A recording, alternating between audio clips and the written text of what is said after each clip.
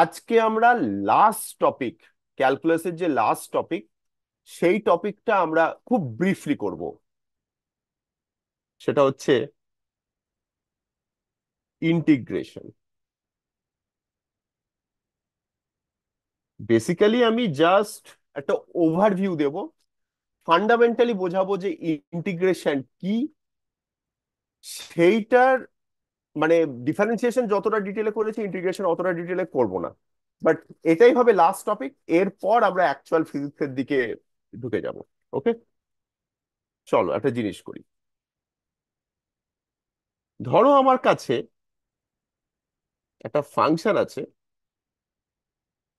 যেটা একটা কনস্ট্যান্ট। আমি যদিও ওই কনস্ট্যান্ট ফাংশনের কথা বলিনি, কিন্তু একটা ফাংশন কনস্ট্যান্টও হতে পারে। বা আমি যদি এরকম লিখি যে y is equal two F of x is equal two 10, এই ফাংশনটা কি? কনস্ট্যান্ট ফাংশন মানে হচ্ছে যে কোনো এক্স এর ভ্যালুর জন্য ওয়াই এর ভ্যালু সবসময়তেই 10। আমার যদি ফাংশনটা এরকম হয় 3x+2, এক্স এর ভ্যালু আমি এখানে পুট করি, ওয়াই এর ভ্যালু পাই। এক্স এর ভ্যালু চেঞ্জ হলে ওয়াই এর ভ্যালু চেঞ্জ হয়। কিন্তু এই যে ফাংশনটা আমি এখানে লিখেছি, এই ফাংশনটার ভ্যালু এক্স চেঞ্জ হলে চেঞ্জ হয় না। ফাংশনটার ভ্যালু সবসময়তেই 10। এবার আমি একটা কাজ করি, এই ফাংশনটাকে প্লট করি।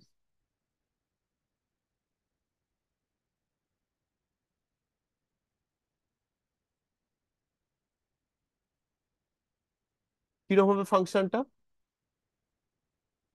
ধরে নিচ্ছি এই যে আমি রেড ডটটা দিলাম, এই পয়েন্টটা হচ্ছে 0,10, কারণ এখানে x 0, y 10।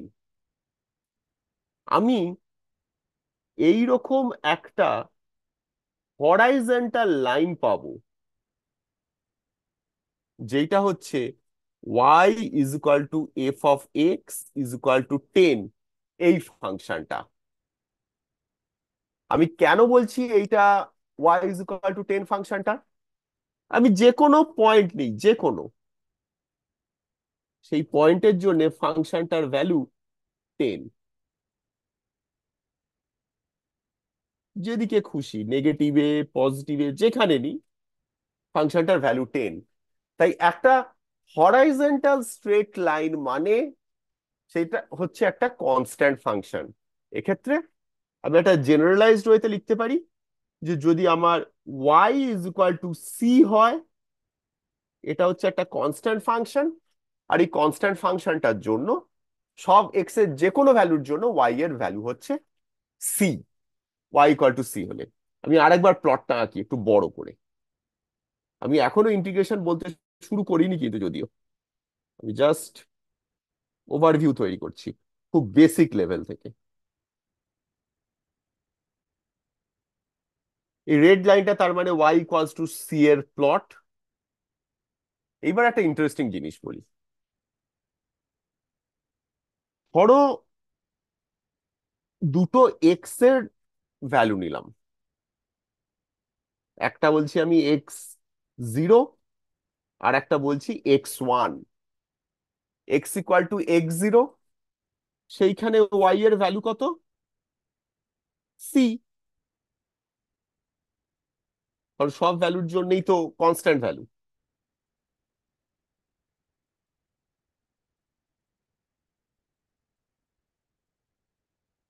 দু জায়গাতেই ভ্যালু সেম। আমি যদি প্রশ্ন করি এই যে ফাংশনটা y ইকুয়ালস টু সি, খুব মন দিয়ে আমার স্টেটমেন্টটা শুনবে। এই যে y ইকুয়ালস টু সি ফাংশনটা, এই ফাংশনটার বা এই যে লাইনটা, এই যে কার্ভটা, এটাও তো একটা কার্ভ। এই কার্ভটার নিচে কত এরিয়া x 0 আর x 1 এর মধ্যে? এক্স ইকুয়াল টু x 0 আর এক্স ইকুয়াল টু x 1 এর মধ্যে এই কার্ভটার নিচে কতটা এরিয়া, সেইটা হচ্ছে এই শেডিংটা আমি যেটা দিয়েছি। এই এরিয়াটা কত আমি যদি প্রশ্ন করি, এটা কিন্তু বার করা যাবে, খুব সহজেই বার করা যাবে। কি করে? এটা বেসিক্যালি একটা রেক্ট্যাঙ্গেল, তাই না? এটা একটা রেক্ট্যাঙ্গেল যার বেসটা কত? বেসটা হচ্ছে x1 - x0। আমার মনে হয় কিছু রিয়েল ভ্যালু দিলে তোমাদের বুঝতে একটু সুবিধে হতো। মানে হয়তো x0 = 5, x1 = 10, এরকম ভ্যালু দিলে তোমাদের সুবিধে হতো। বাট আমি জেনারেলাইজড ওয়েতে বলি। এবার তোমরা বড় হয়েছে, এগুলো একটু বোঝা, আশা করি বুঝতে পারছো, বোঝা উচিত। এই যে রেক্ট্যাঙ্গেলটা, এই রেক্ট্যাঙ্গেলটার বেসটা হচ্ছে x1 - x0, বেসটার লেন্থ। আর হাইটটার লেন্থ কত?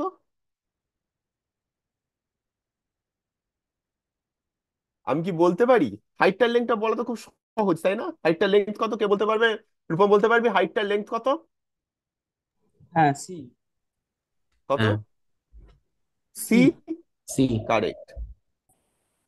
তাহলে এরিয়া আমি খুব সহজে বার করে ফেলতে পারলাম এখানে। c × x1 - x0। আমি এরিয়া নিয়ে এত কিছু কেন বলছি? এবারে আস্তে আস্তে জিনিসটাকে একটু কমপ্লিকেট করি। আমি কনস্ট্যান্ট ফাংশনের জায়গায় এবার একটা স্ট্রেট লাইন ফাংশন লিখি, সিম্পল স্ট্রেট লাইন ফাংশন।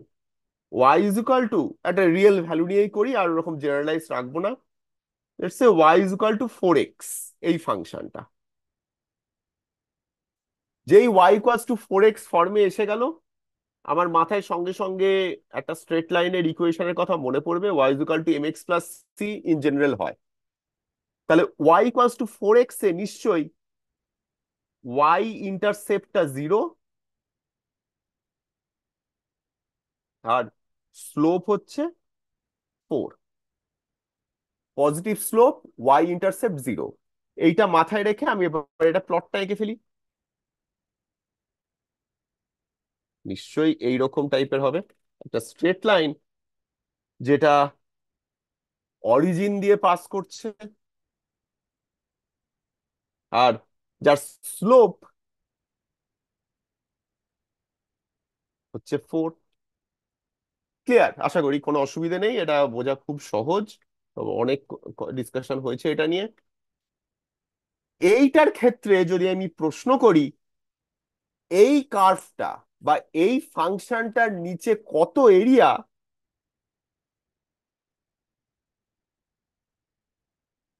দুটো পয়েন্ট, x = 0 আর x = 10।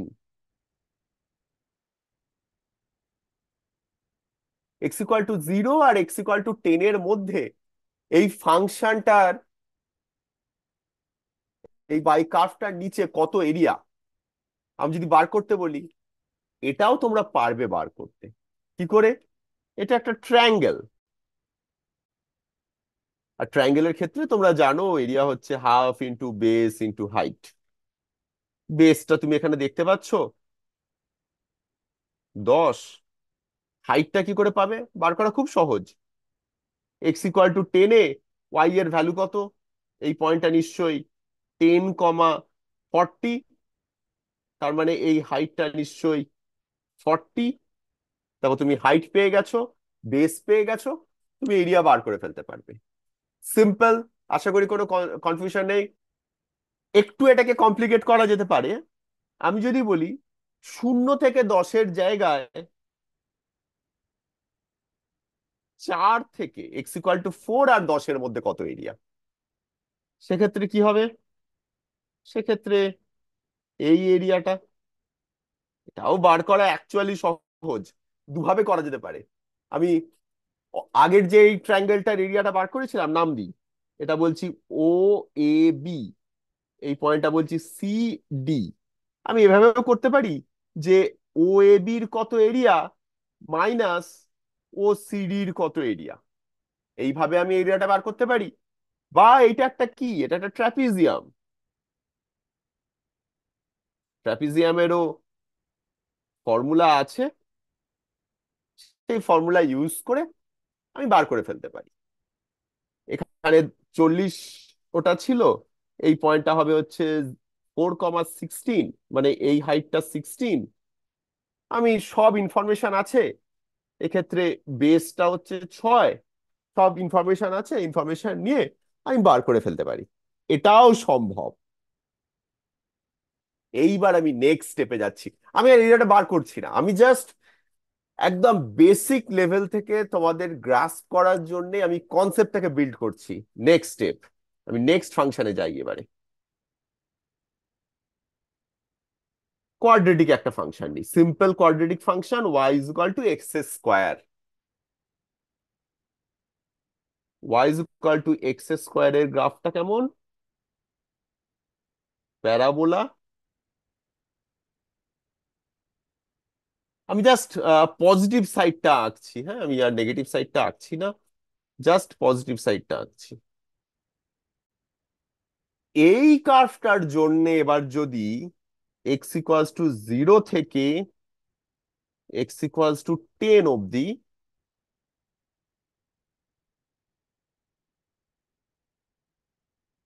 তার নিচে কত এরিয়া,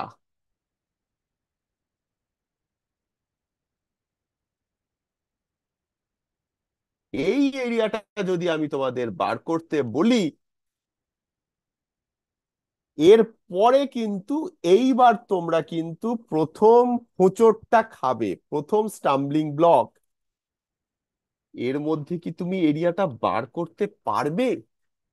তোমরা এখন অবধি যা শিখেছো ম্যাথমেটিক্সে, সেইটা দিয়ে তো এর আন্ডারে এরিয়া কত বার করতে পারবে না। হ্যাঁ, আমি কিছু অ্যাপ্রক্সিমেশন করতে পারি, মানে কিছু একটা অ্যাসিউম করে নিলাম। যেমন আমি একটা সিম্পল জিনিস যেটা আমার আমার নিজের এই মধ্যে এই মুহূর্তে মাথায় আসছে, সেটা হচ্ছে আমি এই দুটো পয়েন্টকে একটা স্ট্রেট লাইন দিয়ে জয়েন করে দিই। এই স্ট্রেট লাইনটা দিয়ে যদি আমি জয়েন করে দিই, আমি আমার কাছে সেক্ষেত্রে এটা একটা ও এ বি একটা ট্রায়াঙ্গেল হয়ে যাবে। আমি হাফ বেস ইনটু হাইট করে আমি এই ট্রায়াঙ্গেলটার এরিয়া বার করতে পারি। কিন্তু সেক্ষেত্রে একটা প্রবলেম আছে। প্রবলেমটা হলো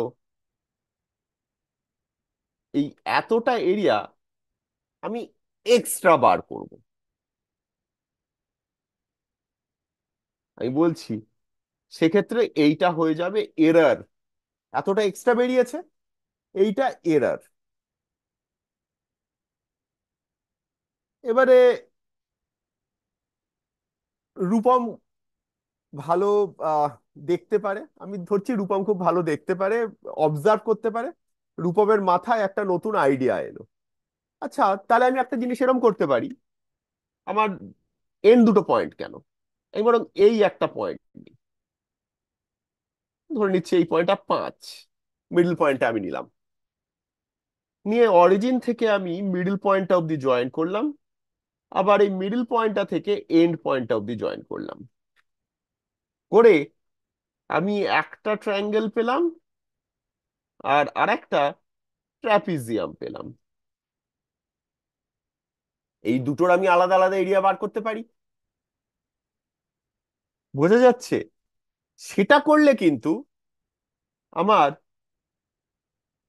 এরারের অ্যামাউন্টটা একটু, আমার এরিয়ার অ্যামাউন্টটা কত থাকছে, বাদিকটা ডান দিকটা এই যে ব্লু ডার্ক শেডেড করে দিলাম, এইটুকু তখন এক্সট্রা। আমার এরারটা অনেকটা কমে গেল।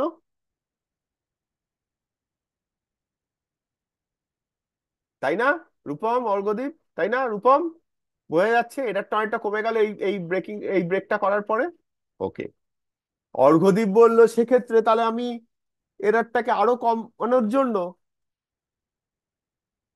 আমি আরো তো পয়েন্টে এরও মিডল পয়েন্ট নিলাম, এরও মিডল পয়েন্ট নিলাম, দিয়ে আমি তার এরিয়া বার করছি। আমি, ব্যাপারটা কি হচ্ছে বোঝা যাচ্ছে? এই যে ইন্টারভাল গুলো আমি নিচ্ছি, এই ইন্টারভাল গুলো আমি যত ছোট করব, আমার এরারটা তত কমে আসছে। আমি যত ছোট ছোট পার্টে ভাগ করছি, আমার এরারটা তত কমে আসছে। এই একটা কথা হচ্ছে, এই যে ট্রায়াঙ্গেল, ট্রাপিজিয়াম এর এরিয়াগুলো বার করা কিন্তু একটু খটোমটো, একটুখানি কমপ্লিকেটেড আছে। আমি সেম জিনিসটাই, এটা বুঝিয়ে দিয়ে সেম জিনিসটাই আর একবার ড্র করে, এবার আমি ট্রায়াঙ্গেল নেব না, এবার আমি রেক্ট্যাঙ্গেল দিয়েই জিনিসটা করার চেষ্টা করব।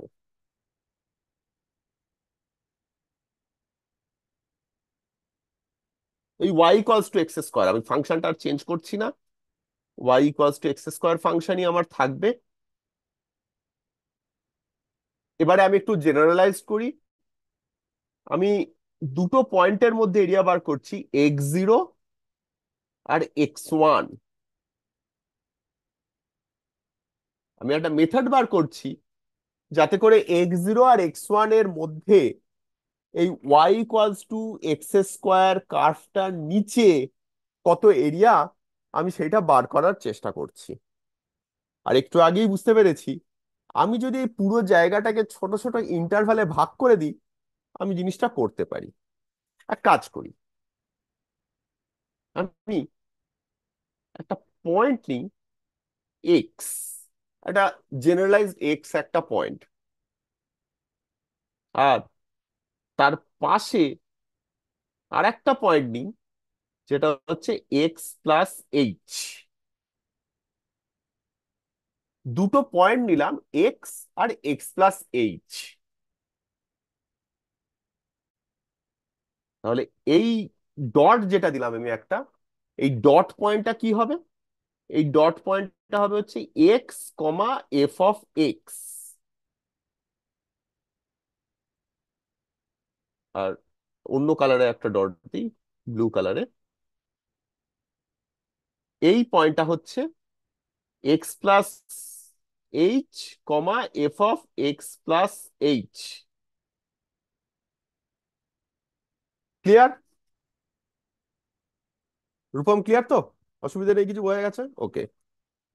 এবারে আমি আর ট্রায়াঙ্গেলে যাব না, আমি আমি এই ছোট পোর্শনটার এরিয়াটা বার করতে চাই। তার জন্য আমি অ্যাসুম করলাম এই রেক্ট্যাঙ্গেলটা।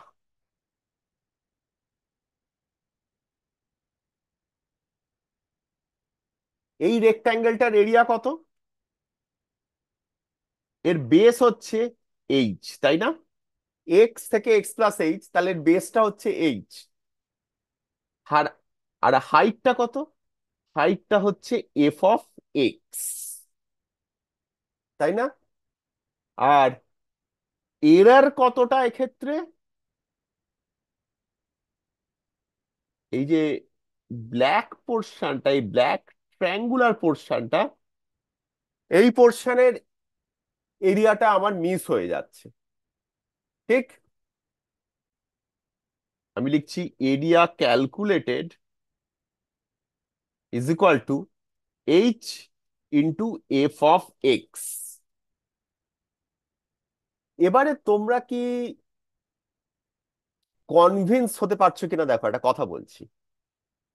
আমি যদি H K trending towards zero করি, মানে এইচ কে আমি যদি ছোট করতে থাকি, তাহলে এই ছোট যে আমি স্ট্রিপটা, এটা একটা স্ট্রিপ, হ্যাঁ, এই যে ছোট স্ট্রিপটা, এই স্ট্রিপটার এরিয়াটা আমি এইচটাকে যত ছোট করব, এই স্ট্রিপটার এরিয়াটা বার করার জন্য যত এইচ টেন্ডিং টুয়ার্ড জিরো, ওই এরারটা সেইটাও টেন্ডিং টুয়ার্ড জিরো হবে। এইটাই কিন্তু একটা খুব ইম্পর্টেন্ট জিনিস কনভিন্স হওয়ার। এই যত ছোট হবে এরারটা, তত ছোট হবে। রূপম বোঝা যাচ্ছে? ওকে। অবভিয়াসলি এই এরিয়াটা H into F of x, এটা কিন্তু জাস্ট ওই স্ট্রিপটার জন্য, পুরো কার্ভটার জন্য নয়। এবার ভাবা যাক, আমি তো এরকম পরপর পরপর পরপর এরকম ছোট ছোট ছোট ছোট স্ট্রিপ নিতে পারি, যাদের প্রত্যেকের base, base of all strips is equal two H. প্রত্যেকের বেস হচ্ছে এইচ। আমি প্রচুর এরকম